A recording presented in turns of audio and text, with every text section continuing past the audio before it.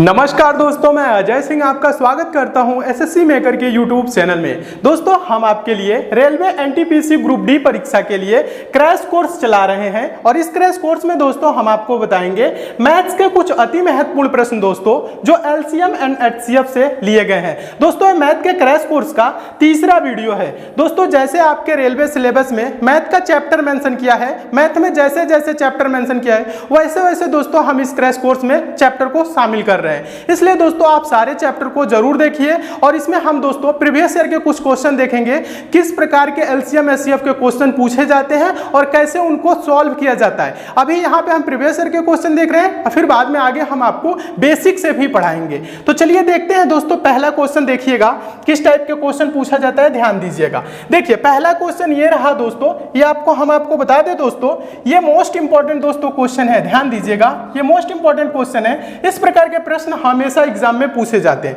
आसान तरीका बता रहा हूं, पहले प्रश्न को आप ध्यान से पढ़िएगा।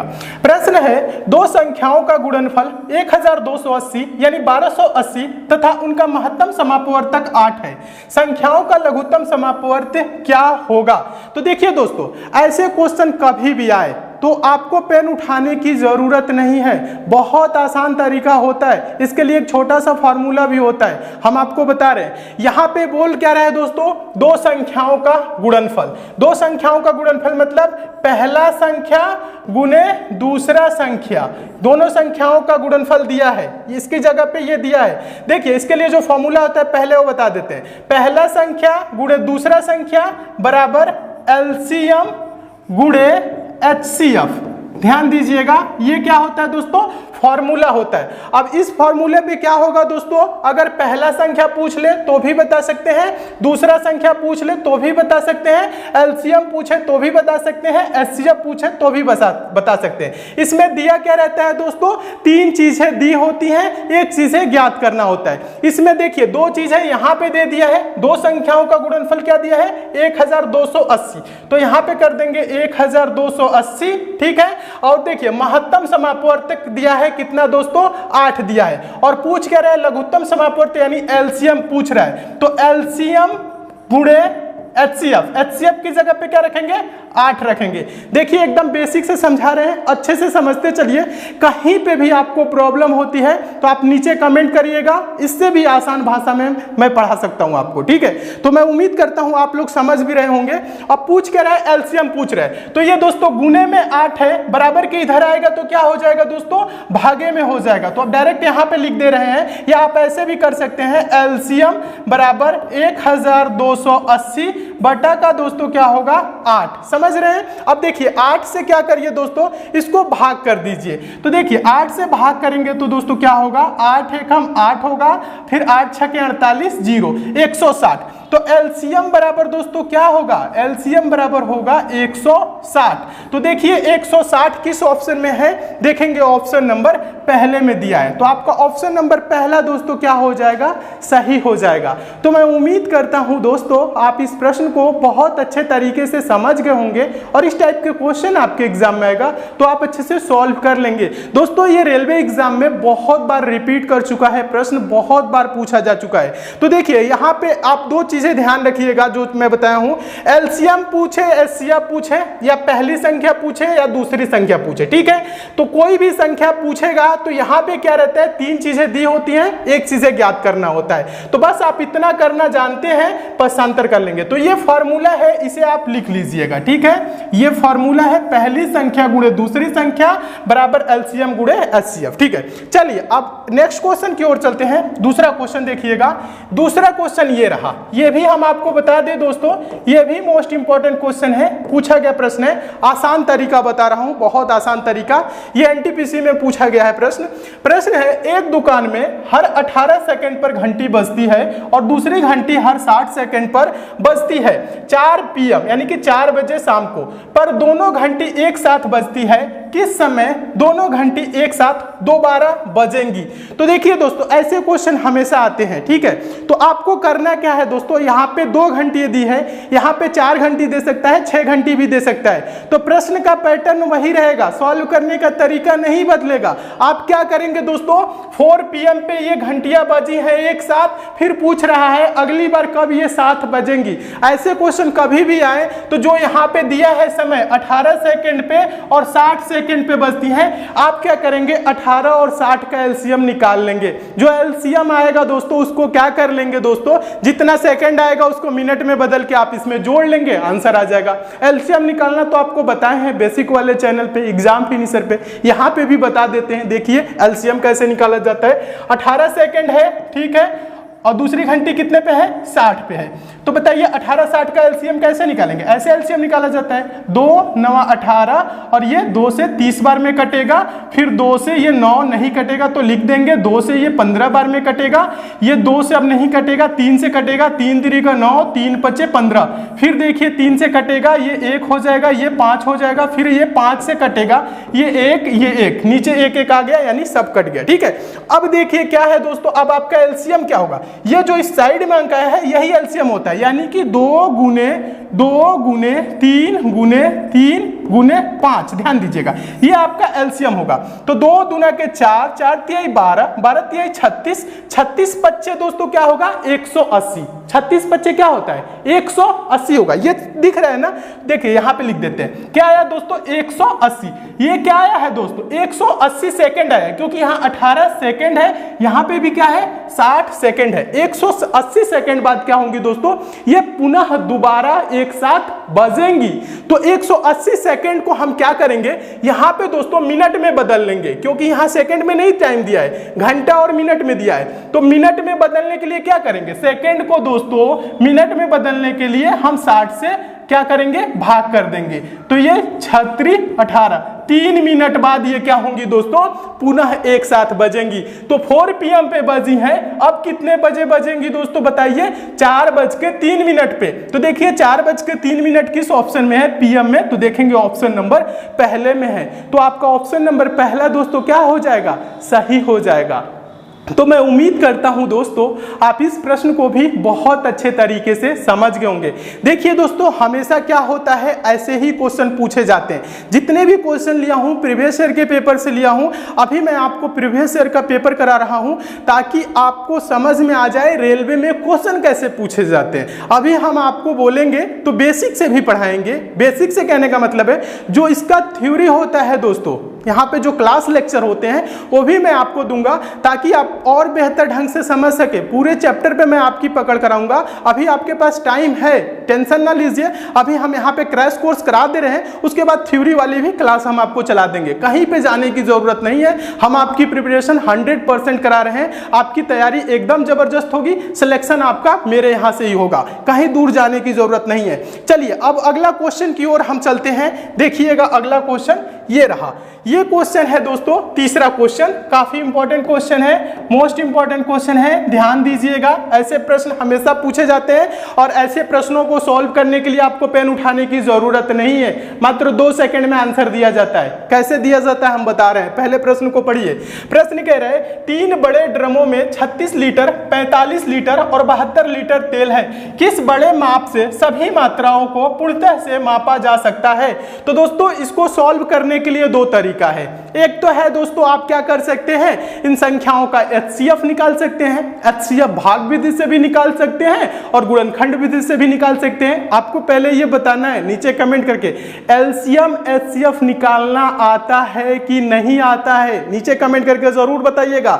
नहीं आता है तो हम आपको LCM HCF निकालना भी बताएंगे, बेसिक वाले चैनल पे भी बताए हैं, एग्जाम फिनिशर पे, उसका लिंक मैं नीचे डिस्क्रिप्शन बॉक्स में दिया हूं, तो उस वाले चैनल से भी आप लोग जुड़ जाएंगे। तो वहां पे बेसिक मैथ पढ़ाया हूं, 1 से लेके 5 पार्ट तक बेसिक मैथ का है, परसेंटेज का भी है, वहां से भी आप पढ़ सकते हैं। तो अब यहां पे आपको कमेंट करके ये जरूर बताना है LCM HCF आता है कि नहीं आता है। नहीं आता है तो देखिए HCF कैसे निकाला जाता है, भाग विधि से भी हम आपको बता देते हैं। देखिए पहले इसमें 2 छोटी संख्याएं कौन है, देखिए 36 है, 45 है। आप क्या करेंगे 45 को 36 से भाग करेंगे, भाग विधि से बता रहे हैं, गुणनखंड विधि से जैसे LCM निकालते हैं वैसे ही निकालते हैं। तो देखिए यहाँ पे क्या होगा, 36 से भाग करेंगे तो 36 से कम क्या होगा दोस्तों 36 होगा, 45 में से 36 जाएगा 9 हो जाएगा, फिर इस 36 को यहाँ लिख देंगे दोस्तों, ठीक है। तो 9 चौको क्या होगा दोस्तों 36 होगा, यानी ये पूरा क्या हो गया, कट गया। तो इसका दोस्तों क्या आया दोस्तों 36 और 45 का HCF क्या आया 9 आया। अब क्या करेंगे 9 और 72 का HCF निकालेंगे।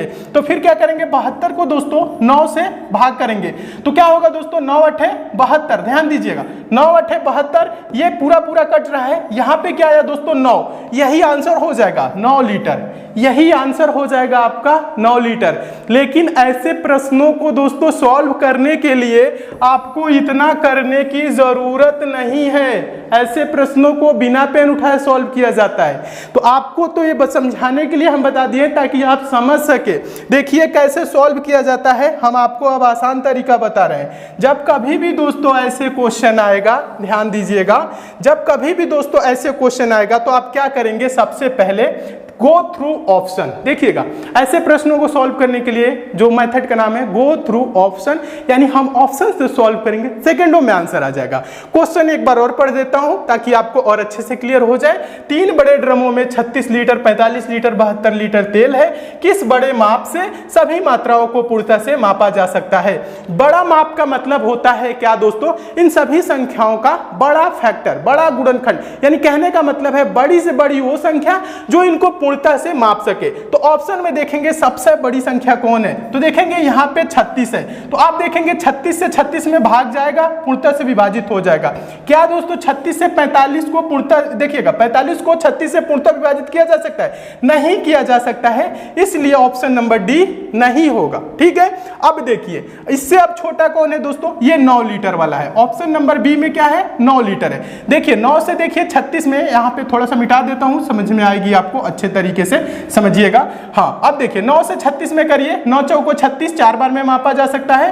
45 को 9 पचे 45 5 बार में इससे भी मापा जा सकता है। 9 से भाग करिए 72 में, 9 अठे 72 8 बार में मापा जा सकता है। यानी 9 से दोस्तों क्या हो रहा है, सभी संख्याओं में भाग चला जा रहा है। तो क्या है दोस्तों, बड़ी से बड़ी माप वाली जो दोस्तों होगा, यानी कहने का मतलब है जो मापक होगा बड़ा से बड़ा, वो 9 लीटर का होगा, यही आंसर होगा। HCF से भी हम निकाले थे तो क्या आया, 9 ही आया। अब ऐसे भी निकाले तो क्या आया, 9 आया। तो इसमें कितना टाइम लगेगा गो थ्रू ऑप्शन में, मात्र 2 से 3 सेकंड लगेगा, तुरंत आंसर दे देंगे। और ऐसे प्रश्न हमेशा एग्जाम में पूछे जाते हैं। अगर दोस्तों ये सब आपको प्रश्न समझ में आ रहे हैं तो आपका सिलेक्शन रुकने वाला नहीं है, आप एग्जाम को पास करेंगे, आपकी नौकरी जरूर लगेगी। बस कमी किसकी है, आपको डेली पढ़ना है 8 से 10 घंटे, जितना मैं बता रहा हूं उतना बस करिए और आपकी प्रिपरेशन देखिए एकदम जबरदस्त हो जाएगी। डेली कितने घंटे पढ़ना है, 8 से 10 घंटे, मैथ 3 घंटे, रीजनिंग 2 घंटे और जनरल अवेयरनेस दोस्तों आपका 2 से 3 घंटे पढ़ेंगे। टोटल 7 से 8 घंटे की प्रिपरेशन कम से कम करिए तो आपका सिलेक्शन रुकने वाला नहीं है। चलिए अब हम अगले क्वेश्चन की ओर चलते हैं। अगला क्वेश्चन देखिएगा, और एक बात और बता देता हूं, क्वेश्चन अच्छे लग रहे हैं तो लाइक जरूर कर दीजिए, वीडियो को शेयर भी फटाफट कर दीजिए। फेसबुक, व्हाट्सएप, टेलीग्राम, जितने भी दोस्तों आपके पास स्टडी ग्रुप हो, जो नए स्टूडेंट हो हमसे जरूर जुड़ जाएंगे। दोस्तों आप चैनल को सब्सक्राइब जरूर करिएगा, नोटिफिकेशन बेल को भी जरूर ऑन कर लीजिएगा ताकि जितनी भी दोस्तों मैं इंपॉर्टेंट वीडियो दूं उसकी आपको नोटिफिकेशन मिले। तो चलिए अगला क्वेश्चन देखिएगा, ये रहा चौथा क्वेश्चन।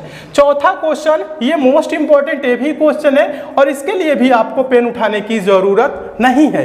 क्वेश्चन ये है दोस्तों, दो संख्याओं का उच्चतम समापवर्तक, उच्चतम मतलब महत्तम समापवर्तक 12 है और उनके बीच का अंतर भी 12 है, वे संख्याएं हैं, वे संख्याएं कौन है? तो देखिए दोस्तों, इसके लिए भी आपको कोई फॉर्मूला लगाने की जरूरत नहीं है, नेक्स्ट वाई मानने की जरूरत है। ऐसे प्रश्न आए तो आप क्या करेंगे, go through option. Go through option का मतलब होता है हम ऑप्शन से सॉल्व करेंगे, जो ऑप्शन इस पूरे कंडीशन को सेटिस्फाइड करेगा वही ऑप्शन आपका सही होगा। बोल रहा है दो संख्याओं का उच्चतम समापवर्तक, महत्तम क्या है 12 है और उनके बीच का अंतर क्या है दोस्तों 12 है। तो देखिए ये संख्याएं हैं 66 और 78। क्या दोस्तों 66 और 78 का महत्तम समापवर्तक 12 होगा? तो देखेंगे, चेक कैसे करेंगे, 12 से 66 में भाग करेंगे, पूर्णतः विभाजित होना चाहिए। 12 25 60 होता है, अब आगे करेंगे तो 72 होता है, 66 कटेगा नहीं तो ये नहीं होगा। 70 12 से कटेगा नहीं, कटेगा ये भी नहीं होगा। 94 12 से कटेगा ये भी नहीं होगा। 84 कटेगा। देखिए जब तीन ऑप्शन गलत हो जाते हैं तो चौथा ऑप्शन आपका सही हो जाता है, मिलाने की जरूरत नहीं है, पेपर में आप नहीं मिलाएंगे, ठीक है, डायरेक्ट आंसर देके आगे चलिएगा, टाइम की बहुत कीमत होती है। तो यहाँ पे हम आपको समझा दे रहे हैं, समझिएगा।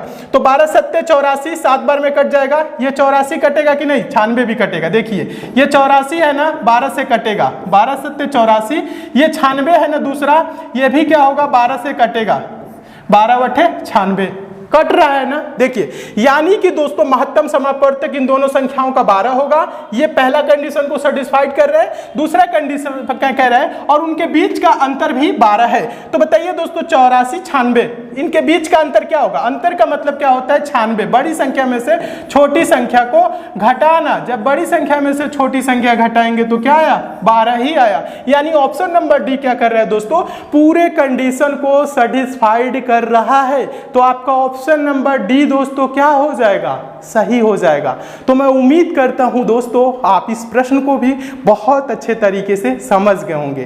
क्वेश्चन समझ में आ रहा है तो नीचे कमेंट करके जरूर बताइएगा। ये क्वेश्चन भी एग्जाम में पूछा गया है। प्रीवियस ईयर का पेपर करा रहा हूं, आगे आपको थ्योरी की क्लास भी कराऊंगा। बस यहाँ पे ये मैं दिखा देता हूं किस टाइप के क्वेश्चन पूछे जाते हैं। बस आपको करना क्या है? मन लगा के तैयारी करना है। नौकरी इस बार लेके रहना है और हम आपको दिला के रहेंगे। 5वां क्वेश्चन देखिएगा, ये ग्रुप डी में दोस्तों 3 बार पूछा गया है। 2014 में पूछा गया है, 2014 में 2 बार पूछा गया, बिलासपुर में, जयपुर में, और ग्रुप डी 2007 में भी पूछा गया, भुवनेश्वर में। तो ध्यान दीजिएगा, ऐसे प्रश्नों को सॉल्व करने के लिए आपको पेन उठाने की जरूरत नहीं है, ना HCF निकालने की जरूरत है। बहुत आसान तरीका बता रहा हूं। क्वेश्चन को एक बार क्या करिए, पहले ध्यान से पढ़िए। क्वेश्चन ये कह रहा है, बहुत इंपॉर्टेंट क्वेश्चन है, 245 तथा 1029 को विभाजित करने वाली सबसे बड़ी संख्या कौन सी है जो दोनों ही मामलों में शेषफल 5 देती है? तो ऐसे प्रश्नों को सॉल्व करने के लिए जो आपका सिंपल तरीका होता है दोस्तों, अभी मैं आपको बता रहा हूं, जिससे आप लोग सॉल्व करते हैं। क्या करते हैं? 245 में से पहले क्या करेंगे? 5 घटा लेंगे, तो क्या आएगा दोस्तों? 240 आएगा। फिर 1029 है, 1000 क्या है? 29, इसमें से भी क्या करेंगे? 5, क्योंकि बोल रहे हैं ना कि दोनों ही मामलों में शेषफल 5 देती है। इसमें से भी आप जब दोस्तों 5 घटा लेंगे तो क्या आएगा? 1024 आएगा। ये क्या आया दोस्तों? 240 और 1024। अब आप क्या करेंगे? इन दोनों संख्याओं का HCF निकालेंगे। क्या निकालेंगे? HCF, महत्तम समापवर्त। तो वही आपका क्या हो जाएगा? आंसर हो जाएगा।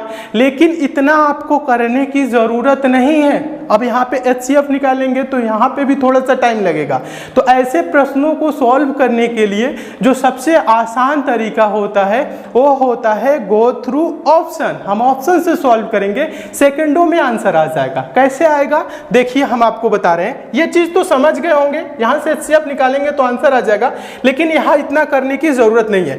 करना क्या है दोस्तों, अब मैं वो आपको बता रहा हूँ, ध्यान दीजिए। आपको करना क्या है, इसे मिटा देता हूं फिर आपको बता रहा हूं। देखिए अब क्वेश्चन यहां पे एक बार और पढ़िए। क्वेश्चन ये कह रहा है 245 तथा 1029 को विभाजित करने वाली सबसे बड़ी संख्या कौन सी है जो दोनों मामलों में शेषफल 5 देती है। तो देखिए करना क्या है दोस्तों, ऐसे प्रश्नों को सॉल्व करने के लिए गो थ्रू ऑप्शन। हम ऑप्शन से सॉल्व करेंगे, देखेंगे किस ऑप्शन से भाग देने पे, किस ऑप्शन से भाग देने पे ये इसमें भी 5 शेष बचे, इसमें भी 5 शेष बचे। तो देखिए यहाँ पे 16 से पहले ऑप्शन से भाग करिए तो 16 एकम 16 हो जाएगा और 8 85 हो जाएगा। समझ रहे हैं ना? यहाँ पे देखिए भाग दे के बता देता हूं, ये ना बोलिएगा कि इसमें टाइम लगा, भाग देना भी सिखा देता हूं। समझिए 245 है, जब 16 से भाग करेंगे 16 एकम 16 हो जाएगा। अब इसमें से 24 में से 16 घटेगा 8, ये क्या होगा? 5 लिख दिए, ठीक है। फिर देखिए 16 बच्चे क्या होगा दोस्तों? 80 होगा। और जब 85 में से 80 घटाएंगे 5, शेष में क्या बचा दोस्तों? 5 बचा। चलिए अब दूसरे वाले को भी भाग करके देखिएगा। 1029 है ना, क्या है दोस्तों? 1029। इसको भी 16 से भाग करिए, 16 छक्के 96 होगा, 96 402 8, इधर भी क्या होगा? 85 होगा कि नहीं? देखिएगा इधर 16 छक्के 96, सॉरी यहाँ पे ध्यान दीजिएगा, यहाँ पे थोड़ी सी गलत हो रही है। देखिए 16 छक्के 96, 4 2 6, यहाँ पे क्या होगा? 6 65 होगा। तो अब क्या देखिए 16 के आप पहाड़ा पढ़ेंगे, देखिएगा यहाँ 65 है ना, सॉरी यहाँ पे देखिएगा 1029 है। ध्यान दीजिएगा दोस्तों, यहाँ पे 1029 है, ये ध्यान दीजिएगा। यहाँ पे क्या है? 1029, यहाँ 5 नहीं है, यहाँ पे क्या है? 9 है। यहाँ पे हम लिख देते हैं 9। अब क्लियर हो जाएगा, यहीं पे समस्या आ रही थी, ठीक है। अब यहाँ पे ये क्या होगा दोस्तों? ये 69 हो जाएगा। क्या होगा? 69 हो जाएगा। समझ रहे हैं ना, यहाँ पे थोड़ी सी गलती हुई थी।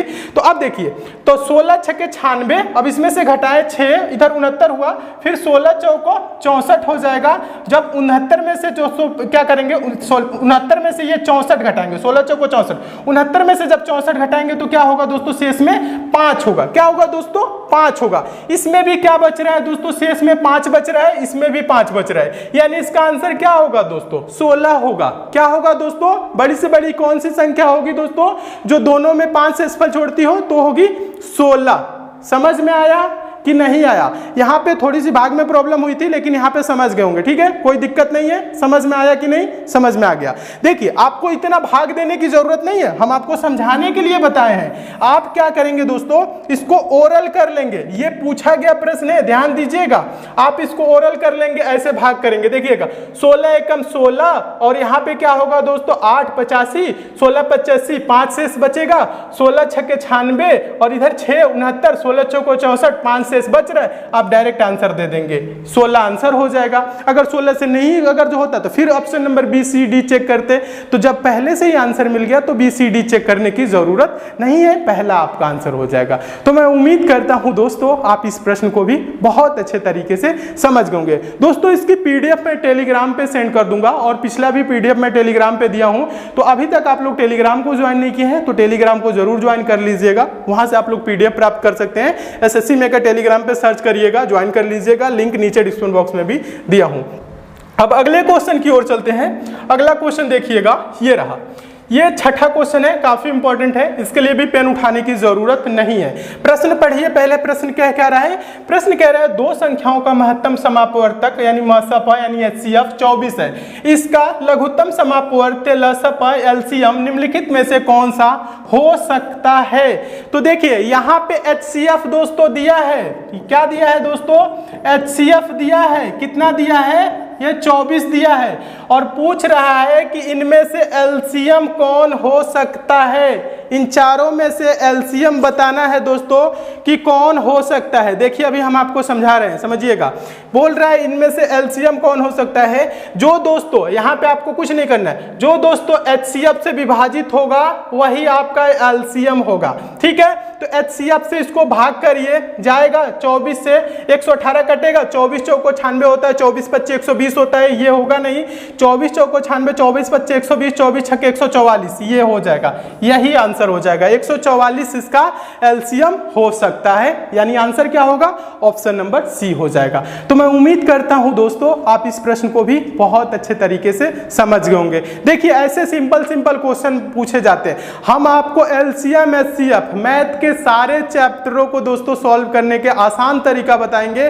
पेपर में दोस्तों आपके 70 से 80% मैथ के रीजनिंग के क्वेश्चन दोस्तों आप बिना पेन उठाए सॉल्व करेंगे। मैक्सिमम क्वेश्चन को आप गो थ्रू ऑप्शन कर लेंगे, पेन उठाने की जरूरत नहीं पड़ेगी आपको मैथ और रीजनिंग में, उसकी गारंटी मैं लेता हूं। चलिए, अब अगले क्वेश्चन की ओर चलिएगा। अगला क्वेश्चन देखिएगा, 7वां क्वेश्चन। ये भी क्या है दोस्तों? मोस्ट इंपॉर्टेंट क्वेश्चन है, आसान तरीका बता रहा हूं, पूछा गया प्रश्न है। प्रश्न है, किसी विद्यालय के सभी छात्र पंक्तियों में इस प्रकार खड़े किए जा सकते हैं कि प्रत्येक पंक्ति में 5, 9 या 10 छात्र हो। विद्यालय में छात्रों की न्यूनतम संख्या क्या होगी? क्या पूछ रहे हैं दोस्तों? विद्यालय में छात्रों की न्यूनतम संख्या क्या होगी? जब कभी भी दोस्तों ऐसे क्वेश्चन आए, ध्यान दीजिएगा, जब कभी भी ऐसे क्वेश्चन आए और यहाँ पे दोस्तों संख्या दी हो, संख्या कुछ भी दी हो और बोले न्यूनतम संख्या क्या हो सकती है, तो उसके लिए आसान तरीका बता रहा हूं। आप क्या करेंगे, यहाँ पे दोस्तों जो संख्या दिया है आप उसका एलसीएम निकालेंगे। जो एलसीएम आएगा वही न्यूनतम छात्रों की संख्या होगी। तो करना क्या है दोस्तों? 5, 9 और 10 का क्या करना है? एलसीएम निकालना। एलसीएम निकालना बताया हूं, आप डायरेक्ट निकाल सकते हैं, अभी आसान तरीका भी बता रहा हूं। देखिए, एलसीएम एक बार और निकाल देता हूं। 2 से ये 5 नहीं कटेगा, 5 हो जाएगा, 9 नहीं कटेगा, 9 ये 10 कटेगा 5 बार में, फिर क्या करेंगे? 3 से 5 नहीं कटेगा, 3 3 का 9, फिर 5, फिर क्या करेंगे दोस्तों? 3 से ये 5 होगा, यहाँ 1 होगा, यहाँ 5 होगा, फिर क्या करेंगे दोस्तों? इस 5 से कटाएंगे 1 1 1। समझ गए? जब 1 1 1 आ गया, अब क्या होगा दोस्तों? ये जो आपका गुणनखंड आया ये आपका एलसीएम होगा। 2 गुने 3 गुने 3 गुने क्या होगा दोस्तों? 5। तो गुना करिए, 2 3 6 6 5 30, सॉरी देखिएगा यहाँ पे 2 तिहाई 6 6 3 18, यहाँ पे देखिएगा 2 तिहाई 6 6 3 18, 18 5 90, क्या हुआ दोस्तों 90। ये एलसीएम क्या आया 90। तो छात्रों की न्यूनतम संख्या क्या होगी दोस्तों 90 होगा। तो 90 देखिए किस ऑप्शन में, देखेंगे ऑप्शन नंबर सी में। तो आपका ऑप्शन नंबर सी दोस्तों क्या हो जाएगा, सही हो जाएगा। और आपको बता रहा हूं पेपर में जब ये क्वेश्चन आएगा ना तो आपको इतना करने की जरूरत नहीं है, जितना हम किए हैं इतना नहीं करना है। इसको भी बिना पेन उठाए सॉल्व किया जाता है। कैसे किया जाता है हम आपको बता रहे हैं, देखिएगा कैसे सॉल्व किया जाता है, यहाँ पे ध्यान दीजिए। अब देखिए क्वेश्चन ऐसे कभी भी आए तो आप कैसे सॉल्व करेंगे समझिएगा। जब कभी भी दोस्तों ऐसे क्वेश्चन आएगा तो जो आसान तरीका होता है वो क्या होता है दोस्तों, गो थ्रू ऑप्शन। हम देखेंगे दोस्तों इसमें छोटा से छोटा संख्या कौन सा है जो 5 से भी पूर्णतः विभाजित हो, 9 से भी पूर्णतः विभाजित हो और 10 से भी पूर्णतः विभाजित हो। तो बताइए कौन है छोटा से छोटा संख्या ऑप्शन में, अभी ऑप्शन में 90 है। अब 90 को हम देखेंगे क्या 5 से कटेगा, हाँ 18 5 90 कट जाएगा, 9 10 में 90 कट जाएगा, 10 9 90 कट जाएगा। तो 90 क्या होगा दोस्तों, आपका आंसर हो जाएगा। तो क्या इसके लिए आपको एलसीएम निकालने की जरूरत है, बिल्कुल भी नहीं है। और ये प्रश्न पूछा गया प्रश्न है। देखिए प्रश्न जब गो थ्रू ऑप्शन सॉल्व होता है तो आपको एलसीएम निकालने की जरूरत नहीं है। इसीलिए कहते हैं दोस्तों आप हमसे जरूर पढ़िए, आप हमसे जरूर जुड़िए, हम आपको आसान तरीका बताएंगे। अभी देखिए नॉर्मल स्टूडेंट क्या करेंगे, एलसीएम निकालेंगे फिर आंसर देंगे। आप क्या करेंगे, डायरेक्ट देखेंगे यहाँ पे 5 से 90 कट रहा है, 9 से 90 कट रहा है, 10 से 90 कट रहा है, छोटा से छोटा संख्या 90 है, ये आंसर हो गया। मात्र 2 से 3 सेकंड में आप आंसर दे लेंगे। यही होता है दोस्तों, ठीक है। आप क्या करिए, स्मार्ट स्टडी करिए, ठीक है। तो स्मार्ट स्टडी हम करा रहे हैं, आप हमसे जुड़िए, मन लगा के प्रिपरेशन करिए। किसी भी चैप्टर में कहीं पे भी आपको प्रॉब्लम आती है, क्वेश्चन कोई नहीं समझ में आता है तो आप बोलेंगे हम एकदम बेसिक से पढ़ाएंगे। हम दोस्तों बेसिक से पढ़ाने के लिए ही जाने जाते हैं। कमजोर छात्रों को मैथ सिखा सिखा के मैं नौकरी दिलाया हूं, ठीक है। देखिए यहाँ पे आपको बता रहा हूं 8 साल का एक्सपीरियंस है, 8 से 10 साल से मैं लगभग पढ़ा रहा हूं। तो यहाँ पे क्या है दोस्तों, बस आपको करना क्या है, आपको मन लगा के प्रिपरेशन करना है, तैयारी मन लगा के करनी है। जितना मैं बता रहा हूं आप उतना पढ़िए। कहीं पे प्रॉब्लम आती है कमेंट करिए, मैं वो भी आपकी प्रॉब्लम दूर करूंगा, ठीक है। अभी यहाँ पे एग्जाम ओरिएंटेड जो क्वेश्चन है जो एग्जाम में पूछे गए उनको करा देता हूं। अभी मैं थ्योरी की भी क्लास लाऊंगा जिसमें थ्योरी प्लस प्रैक्टिस दोनों चीजें चलेंगी, उसमें आपकी और प्रिपरेशन बेहतर कराऊंगा, ठीक है। उसमें जब पढ़ाऊंगा तो उसमें भी आपका एक भी क्वेश्चन बाकी नहीं जाने वाला है। आपके एग्जाम में दोस्तों एक भी क्वेश्चन ऐसा नहीं होगा जो मैं पढ़ाऊंगा नहीं, ठीक है। सारे क्वेश्चन पढ़े हुए आपके आएंगे, सारे क्वेश्चन को आप गो थ्रू ऑप्शन सॉल्व करेंगे, बिना पेन उठाए सॉल्व करेंगे मैक्सिमम क्वेश्चन को, ठीक है। तो आप क्या करिए, मन लगा के पढ़िए और आगे बढ़िए, ठीक है। तो चलिए दोस्तों मिलते हैं अगले वीडियो में, तब तक के लिए दोस्तों धन्यवाद।